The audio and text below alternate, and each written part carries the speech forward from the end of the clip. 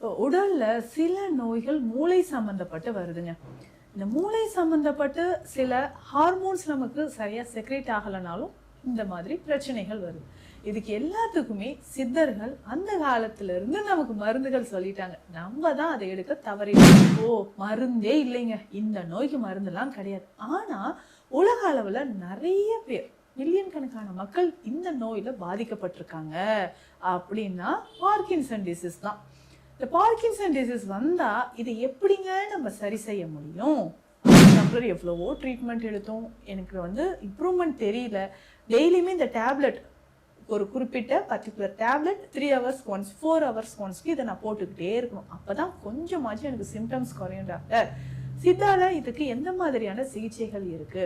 இப்போ சித்த மருத்துவத்துல ஸ்பெஷலா நம்ம நிறைய மருந்துகள் கொடுத்துட்டு இருக்கிறோங்க. இதுல நீங்க நிறைய பேர் சர்ச் பண்ணி பார்த்துருப்பீங்க. இந்த முக்கியமான இந்த மூலிகை பார்க்கின்சன்ஸ் நோயினால் பாதிக்கப்பட்டவங்களுக்கு தாராளமாக கொடுக்கலாம். இந்த நடுக்கம் நமக்கே தெரியாம இன்வாலன்ட்ரியா நடந்துட்டு இருக்கிறது. இதனால நிறைய பேர் ரொம்ப டிப்ரெஷனுக்கு உள்ளாவறீங்க. டாக்டர் ஆஃபீஸ்ல என்னால ஒரு சைன் பண்ண முடியல, கான்ஃபிடென்ட்டா எனக்கு ஹேண்ட் ஷேக் பண்ண முடியல டாக்டர், ஒரு இன்டர்வியூலயோ இல்ல என்னால ஒரு மீட்டிங்லயோ ஒரு பிரசன்டேஷன் பண்றேன், என்னால முடியல. எல்லாரும் என்ன அட்டென்ஷனா என்னை கவனிக்கும்போது ரொம்ப ஒரு இன்ஃபீரியாரிட்டி காம்ப்ளெக்ஸ் நடுக்கம் வந்துடுது. அவங்க பார்த்துருவாங்களோன்னு எனக்கு ரொம்ப பயமா இருக்கு. ஸ்பீச் அப்போதான் எனக்கு வாய் குளறி குளறி பேசுறேன் அப்படின்னு சொல்லுவாங்க.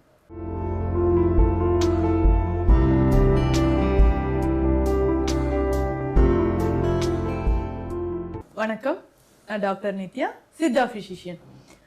உடல்ல சில நோய்கள் மூளை சம்பந்தப்பட்டு வருதுங்க. இந்த மூளை சம்பந்தப்பட்டு சில ஹார்மோன்ஸ் நமக்கு சரியா செக்ரேட் ஆகலைனாலும் இந்த மாதிரி பிரச்சனைகள் வருது. இதுக்கு எல்லாத்துக்குமே சித்தர்கள் அந்த காலத்துல இருந்து நமக்கு மருந்துகள் சொல்லிட்டாங்க. நம்ம தான் அதை எடுக்க தவறிடுறோம். இப்போ மருந்தே இல்லைங்க, இந்த நோய்க்கு மருந்தெல்லாம் கிடையாது. ஆனா உலக அளவுல நிறைய பேர், மில்லியன் கணக்கான மக்கள் இந்த நோயில பாதிக்கப்பட்டிருக்காங்க. அப்படின்னா பார்க்கின்சன் டிசீஸ் தான். இந்த பார்க்கின்சன் டிசீஸ் வந்தா இது எப்படிங்க நம்ம சரி செய்ய முடியும் அப்படின்றத ஒரு கேள்வி நிறைய பேருக்கு இருக்கு. டாக்டர், இது சித்தால குறையுமா? எத்தனை நாள்ல குறையும்? இல்ல எந்தெந்த மாதிரி சிம்டம்ஸ் சீக்கிரமா நமக்கு குறையறத நம்ம பார்க்கலாம் அப்படின்ற ஒரு டவுட் நிறைய பேருக்கு இருக்குங்க. டாக்டர் எவ்வளவோ ட்ரீட்மெண்ட் எடுத்தோம், எனக்கு இம்ப்ரூவ்மெண்ட் தெரியல. டெய்லியுமே இந்த டேப்லெட், ஒரு குறிப்பிட்ட particular tablet 3 hours once 4 hours ஒன்ஸ்க்கு இதை நான் போட்டுக்கிட்டே இருக்கணும், அப்பதான் கொஞ்சமாச்சும் எனக்கு சிம்டம்ஸ் குறையும் டாக்டர். சித்தால இதுக்கு எந்த மாதிரியான சிகிச்சைகள் இருக்கு? இப்போ சித்த மருத்துவத்துல ஸ்பெஷலா நம்ம நிறைய மருந்துகள் கொடுத்துட்டு இருக்கிறோங்க. இதுல நீங்க நிறைய பேர் சர்ச் பண்ணி பார்த்துருப்பீங்க. இந்த முக்கியமான இந்த மூலிகை பார்க்கின்சன்ஸ் நோயினால் பாதிக்கப்பட்டவங்களுக்கு தாராளமாக கொடுக்கலாம்னா பூனைக்காளி. இந்த பூனைக்காளி மூலிகையில அப்படி என்னங்க இருக்கு அப்படின்னு கேட்டீங்கன்னா, இதுல இருக்கக்கூடிய ஆல்கலாய்ட்ஸ் எல்லாமே நம்ம உடல்ல அந்த பிரெயின் செல்ஸ் ஆக்டிவேட் பண்ணுது. டோபமைன், செரட்டோனின் செக்ரேஷனை அது உருவாக்குது. அப்போ இந்த செக்ரேஷன் அதிகமாகும் போது இது எல்லாமே நமக்கு ஹாப்பி ஹார்மோன்ஸ் இல்லையா? அப்போ நம்ம உடல் நார்மலான ஒரு பொசிஷனுக்கு வர ஆரம்பிச்சிடும். நிறைய பேருக்கு கையில ஒரு ட்ரெமர் இருந்துகிட்டே இருக்குங்க. வாக் பண்ணுவாங்க, நடப்பாங்க, நடக்கும்போது ஆடிக்கிட்டே நடக்கிறது. ஸ்டெப்ஸ் எடுத்து வைக்கும் போதும் ரொம்ப கவனமா வைக்கும். இல்லைன்னா ஹை ஸ்டெப்பிங் கெயிட் அப்படின்னு சொல்லுவோம், கால்களை ரொம்ப அதிகமான உயரத்துல தூக்கி கீழே வைக்கிறது, அந்த மாதிரி நடப்பாங்க. இல்லைங்க என்னால கால் ஃபோல்ட் பண்ணவே முடியாதுன்ட்டு காலை தரையோட தேய்ச்சிட்டே நடக்கிற மாதிரியும் இருக்கும். இன்னும் ஒரு சிலருக்கு பார்த்தோன்னா பில்ஸ்ட்ரோல் மூவ்மெண்ட் அப்படின்னு சொல்லுவோம், கை விரல்கள் ஏதோ ஒன்று உருட்டிக்கிட்டே இருக்கிற மாதிரியும் நடுக்கம். நார்மலாக அப்படி உட்காருங்க அப்படின்னு சொன்னாலே கைகளில் மைல்டா ஒரு நடுக்கம் இருந்துகிட்டே இருக்கும். இந்த நடுக்கம் நமக்கே தெரியாம இன்வாலன்ட்ரியா நடந்துட்டு இருக்கிறது. இதனால நிறைய பேர் ரொம்ப டிப்ரெஷனுக்கு உள்ளாவறீங்க. டாக்டர் ஆஃபீஸ்ல என்னால ஒரு சைன் பண்ண முடியல, கான்ஃபிடென்ட்டா எனக்கு ஹேண்ட் ஷேக் பண்ண முடியல டாக்டர், ஒரு இன்டர்வியூலயோ இல்ல என்னால ஒரு மீட்டிங்லயோ ஒரு பிரசன்டேஷன் பண்றேன், என்னால முடியல. எல்லாரும் என்ன அட்டென்ஷனா என்னை கவனிக்கும்போது ரொம்ப ஒரு இன்ஃபீரியாரிட்டி காம்ப்ளெக்ஸ் நடுக்கம் வந்துடுது. அவங்க பார்த்துருவாங்களோன்னு எனக்கு ரொம்ப பயமா இருக்கு. ஸ்பீச் அப்போதான் எனக்கு வாய் குளறி குளறி பேசுறேன் அப்படின்னு சொல்லுவாங்க. இந்த மாதிரியான ஒரு சுச்சுவேஷன் நிறைய பேர் ஹேண்டில் பண்ணிட்டு இருக்கிறீங்க. ஸோ அதை வந்து நம்ம தவிர்க்கணும் அப்படின்னு சொல்லும்போது சித்த மருத்துவத்தில் என்னென்ன மூலிகைகள் இருக்கோ அதை நம்ம ஃபாலோ பண்ணிக்கலாம். கொஞ்சம் கொஞ்சமாக கை நடுக்கம் நமக்கு குறைய ஆரம்பிக்கும், வாய் தெளிவாக பேச ஆரம்பிக்கும், ஃபேஸில் வந்து சிரிப்பே வராது. நம்ம என்னதான் சொன்னாலும் பட் பேஷண்ட் வந்து சிரிக்கணும்னு ட்ரை பண்ணுவாங்க, இருந்தாலும் அந்த மசில்ஸ் ரொம்ப ஸ்டிஃப்னஸாக இருக்கிறது நம்ம பார்க்க முடியும். ஸோ நைட்டில் கூட எந்திரிச்சு நடக்க முடியாத அளவுக்கு ஒரு பெயின் இருக்கிறது, இல்லைங்க எனக்கு ரெஸ்ட் ரூம் போகிறது கூட எந்திரிக்க முடியல, ஃபுட்டு எடுத்து வாயில் வைக்க கூட முடியல, கை நடுங்கிக்கிட்டே இருக்கு அப்படின்னு சொல்லுவாங்க. இந்த மாதிரி இந்த பார்க்கின்சன் கண்டிஷன் இருக்குன்னா எந்த மாதிரியான மூலிகைகள் எடுக்கலாம்? இப்போ நிறைய பேருக்கு இயர்லி ஆன்சென்ட் பார்க்கின்சன் டிசீஸ் ஒரு 35-40 இயர்ஸ்லேயே வருதுங்க. இதுவும் நம்ம நிறைய பேருக்கு பார்த்துட்டு இருக்கிறோம். இந்த கண்டிஷன்ல நம்ம கொடுக்கக்கூடிய முக்கியமாக அந்த குரு மருந்துகள் நல்லாவே உங்களுக்கு ரிசல்ட் கொடுக்குது.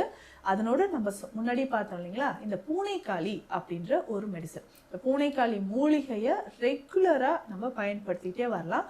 இதனோட சில மூலிகைகள் சேர்த்து தான் நம்ம கொடுக்குறோம். ஏன்னா இன்னைக்கு எவ்வளோ பேர் பார்க்கின்சன் டிசீஸ்ல வந்து இன்னைக்கு சக்ஸஸ்ஃபுல்லா இருக்காங்க, நல்லா வாக் பண்றாங்க, கை நடுக்கம் எல்லாம் குறைஞ்சி நார்மலா இருக்காங்க அப்படின்னா இந்த மெடிசன் தான். அதாவது பூனைக்காளி விதை இருக்கு இல்லைங்களா, இந்த பொடியோட சில மூலிகைகள் எல்லாமே நம்ம சேர்த்து கொடுக்குறோம்.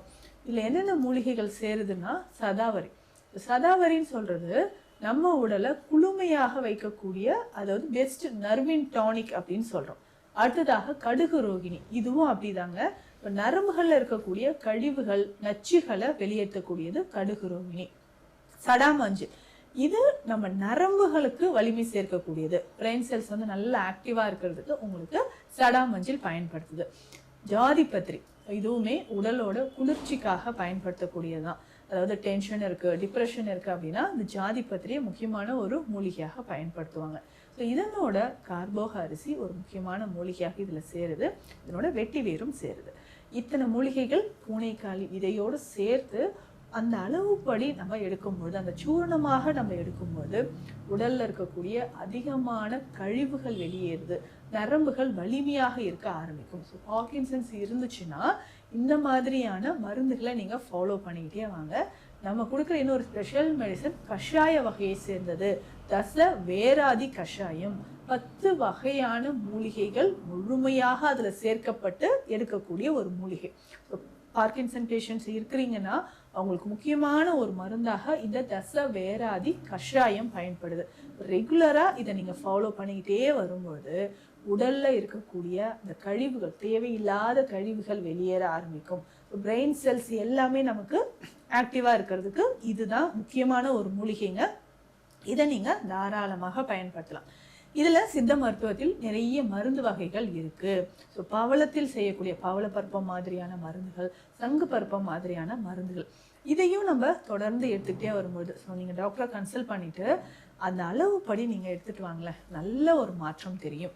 உணவு முறையில அதிகமான எண்ணெய், உப்பு சார்ந்த உணவுகளை கட்டாயம் நீங்க தவிர்த்துணுங்க. ஸோ அந்த மாதிரியான உணவுகள் நீங்க தவிர்த்தால் மட்டும்தான் உங்க உடல் நலம் ஆரோக்கியமாக இருக்கும். ஸோ தொடர்ந்து நம்ம என்ன பண்ணணும்னா இந்த உப்பு சார்ந்த உணவுகள், அதிகமான இனிப்பு, எண்ணெய் சார்ந்த உணவுகளை தவிர்க்கணும்.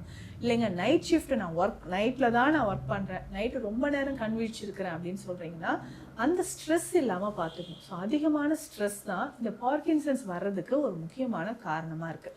ஸோ அதிகமான ஸ்ட்ரெஸ் உங்களுக்கு இருக்க இருக்க என்ன ஆகும்னா உடல் நலனில் அதிக பாதிப்பு ஏற்பட்டு மூளை செல்கள்லையும் பாதிப்பு ஏற்படுது. அப்போ ஆட்டோமேட்டிக்காக என்ன ஆகும், இந்த ஹார்மோன்ஸ் லெவல் குறையுது. இப்போ பிரெயின் நல்லா ஆக்டிவாக இருக்கிறதுக்கு இந்த மாதிரியான உணவுகள் தான் எடுக்கணும். முக்கியமாக இந்த வெஜிடபிள்ஸ், காய்கறிகளை இதை சேர்த்து சாப்பிடுங்க அப்படின்னு சொன்னால் முருங்கை, முருங்கைக்காய் ரொம்ப சிறந்தது. முருங்கைக்கீரை, முருங்கைப்பூ.